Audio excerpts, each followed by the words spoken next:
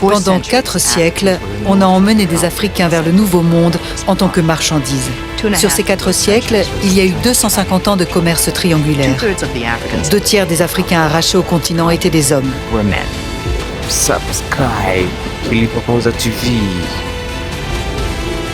Les esclaves étaient inclus dans des instruments financiers et les maisons de négoce de New York échangeaient des titres adossés sur des esclaves. Partout dans le monde, on échangeait ces obligations adossées sur les esclaves du sud du pays.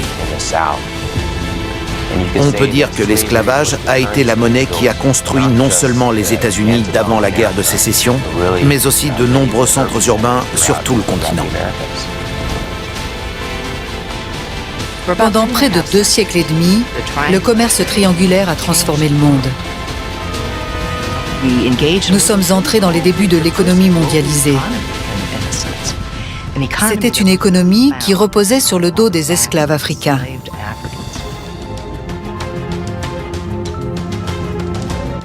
L'héritage de ce commerce continue de se faire sentir partout dans le monde aujourd'hui encore.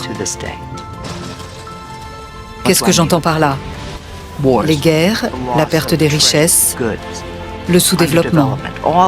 Toutes ces choses sont encore d'actualité sur le continent africain. Lorsqu'une région est déstabilisée, essayer de la reconstruire demande beaucoup de travail. Un des aspects marquants de l'esclavage, c'est que ce sont souvent les sociétés prétendument civilisées qui ont tendance à insister sur l'importance d'avoir des esclaves, car ça permet de libérer du temps pour que les gens fassent autre chose. On aimerait se dire qu'avec la guerre de sécession, cette pratique a pris fin. Et c'est le cas. L'esclavage est illégal quasiment partout dans le monde. Mais malheureusement, il existe encore une sorte de servage.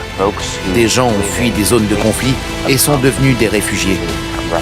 Ils travaillent pour un salaire si bas qu'ils ont à peine de quoi se nourrir. Donc il existe encore une forme d'esclavage moderne.